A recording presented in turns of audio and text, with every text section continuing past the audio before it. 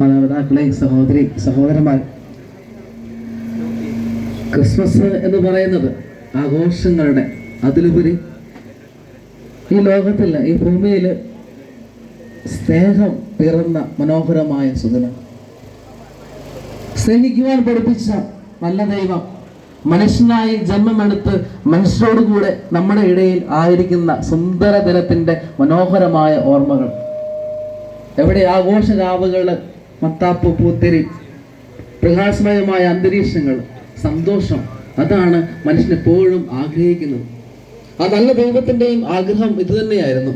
എൻ്റെ സൃഷ്ടാവായ എന്നോട് കൂടെ എപ്പോഴും ആയിരിക്കണം, എന്നോട് കൂടെ സന്തോഷിക്കണമെന്ന മനോഹരമായ ചിന്ത.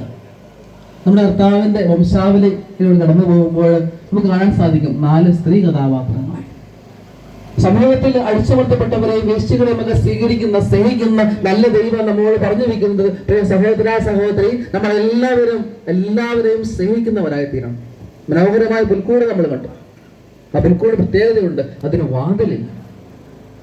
വാതിലില്ല. എന്താണ് വാതിൽ? വാ പ്ലസ് ഇതിലെ വാ ഇതിലെ. എന്താണ് മതില്? മാ പ്ലസ് ഇതിലെ മതി ഇതിലെ. പലപ്പോഴും ജീവിതം സംഭവിക്കുന്നത് ഈ മാ പ്ലസ് ഇതിലെ മതി ഇതിലെ. പലപ്പോഴും തങ്ങളിലേക്ക് തന്നെ ചുരുങ്ങിപ്പോകുന്ന ജീവിതങ്ങളോട് ക്രിസ്മസ് നമ്മോട് പറയുന്നത് ഇത് തന്നെയാണ്. നിങ്ങൾ ഹൃദയങ്ങൾ തുറക്കുവൻ, നിങ്ങൾ ജീവിതങ്ങൾ തുറക്കുവൻ, എല്ലാവരെയും സ്വീകരിക്കുന്ന മനസ്സിന് ഉടമയായി തീരുമെന്ന് മനോഹരമായ ചിന്ത നമ്മളോട് ഇന്ന് ആഹ്വാനം ചെയ്യുകയാണ്. ഓർമ്മിക്കേണ്ട ചിന്ത ഇത് തന്നെയാണ്. പഴയ നിയമത്തിൽ ദൈവം അത്ഭുതങ്ങളും അടയാളങ്ങളും പ്രവർത്തിക്കുന്നത് രാജാക്കന്മാരുടെ, പ്രവാചകന്മാരുടെ ഒക്കെ.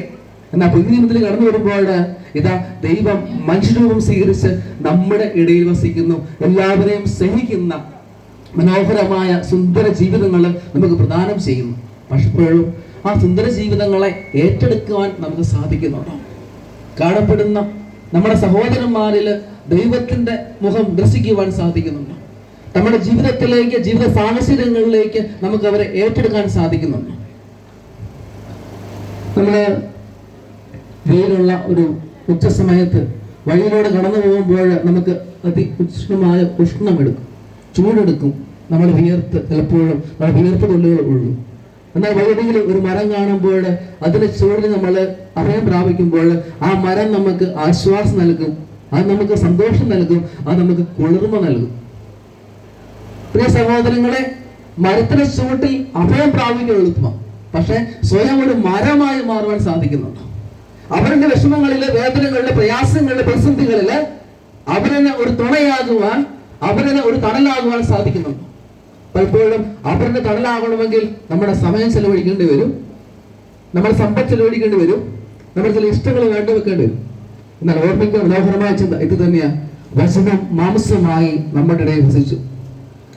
പ്രിയ സഹോദരങ്ങളെ, സ്വർഗത്തിൽ എവിടെയോ മറഞ്ഞിരിക്കുന്ന ഒരു സൃഷ്ടിയല്ല, മറിച്ച് അവിടുന്ന് നമ്മുടെ മുമ്പിലേക്ക് സ്നേഹമായി, സമാധാനമായി, ശാന്തിയായി, എല്ലാവരെയും ഉൾക്കൊള്ളുന്ന വ്യക്തിയായി അവിടുന്ന് മറിയത്തിന്റെ ഉദരത്തിൽ ഉത്ഭവിച്ച് ഒരു കാലിത്തൊഴുത്തിൽ അവിടുന്ന് പിറന്നു. നമുക്ക് കാണാൻ സാധിക്കും. മനോഹരമായ കച്ച കൊണ്ട് ഉണ്ണിശോ പൊതിഞ്ഞു എന്നാണ് പറയുന്നത്. പഴയ നിയമത്തില് അതിന്റെ ദേവേദ പണ്ഡിതന്മാർ പറഞ്ഞിരിക്കുന്നത്, ദൈവത്തിന് കാഴ്ചവെക്കാനുള്ള കുഞ്ഞാടിനെ അവർ കച്ച കൊണ്ട് പൊതിഞ്ഞ് സംരക്ഷിക്കുമായിരുന്നു. അതുപോലെ തന്നെയാണ് ഈ ഉണ്ണീശോയും. അവൻ നമ്മുടെ രക്ഷയ്ക്ക് വേണ്ടി, നമ്മുടെ ജീവന് വേണ്ടി, വീണ്ടെടുപ്പിന് വേണ്ടി അവിടുന്ന് തന്നെ ബലിയായി നൽകി. പ്രിയ സഹോദരങ്ങളെ, അങ്ങനെ ബലിയായി നൽകി ക്രിസ്തു നമുക്ക് മാതൃക കാട്ടിത്തരുമ്പോൾ എത്രത്തോളം അവനെ സ്വീകരിക്കുവാൻ നമ്മുടെ ജീവിതങ്ങൾ ഒരുങ്ങിയിട്ടുണ്ട് എന്ന് ഓർക്കുക. ആഘോഷങ്ങൾ രാവിലല്ല, ആഘോഷങ്ങളെ രാവിലും ക്രിസ്തു എന്റെ ഹൃദയത്തില്, എന്റെ ജീവിതത്തില്, എന്റെ വ്യക്തിബന്ധങ്ങളിൽ പിറക്കുന്നുള്ളൂ. ദൈവം അനുഗ്രഹിക്കട്ടെ. ഒരു നിമിഷം നമുക്ക് നമ്മുടെ കണ്ണുകളെ അടയ്ക്കാം. ഒരു പ്രാർത്ഥന നമ്മുടെ ഹൃദയത്തിലുണ്ടാകട്ടെ. സ്വർഗത്തിൻ്റെ ചുംബനമാണ് ക്രിസ്തുമസ്. സ്വർഗം ഭൂമിയെ ചുംബിച്ചപ്പോൾ സ്നേഹമായി കൂടെയായിരിക്കുവാൻ ദൈവം ഭൂമിയിൽ ജന്മമെടുത്തു. ആ സ്നേഹം ഇന്ന് എന്നിലൂടെ, എൻ്റെ വാക്കിലൂടെ, പ്രവർത്തികളിലൂടെ എൻ്റെ സഹോദരനിലേക്കും എൻ്റെ ചുറ്റുപാടുകളിലേക്കുമൊക്കെ മാറുന്നതിനെയാണ് ക്രിസ്തുമസ് എന്ന് പറയുന്നത്. ആ ക്രിസ്തുമസായി മാറുവാനായിട്ട്, ക്രിസ്തുവിൻ്റെ സന്ദേശമായിട്ട് മാറുവാൻ എൻ്റെ അയൽവക്കത്തേക്ക്, എൻ്റെ കൂട്ടുകാരിലേക്ക്, എൻ്റെ ജോലി സ്ഥലത്തിലേക്ക്, ഞാൻ കണ്ടുമുട്ടുന്നവരിലേക്ക് പകരുവാൻ നല്ല ദൈവമേ, എന്നെ നീ അനുഗ്രഹിക്കണമേ എന്ന് പ്രാർത്ഥിക്കാം. നിത്യം പിതാവും പുത്രനും പരിശുദ്ധാത്മാവുമായ സർവേശ്വര എന്നേക്കും. ഈ സമയം നമുക്ക് മനോഹരമായിട്ടുള്ള കരോത്സവം ചാവറ കുടുംബാംഗങ്ങൾ നമുക്ക് വേണ്ടി ഒരുക്കിയിട്ട്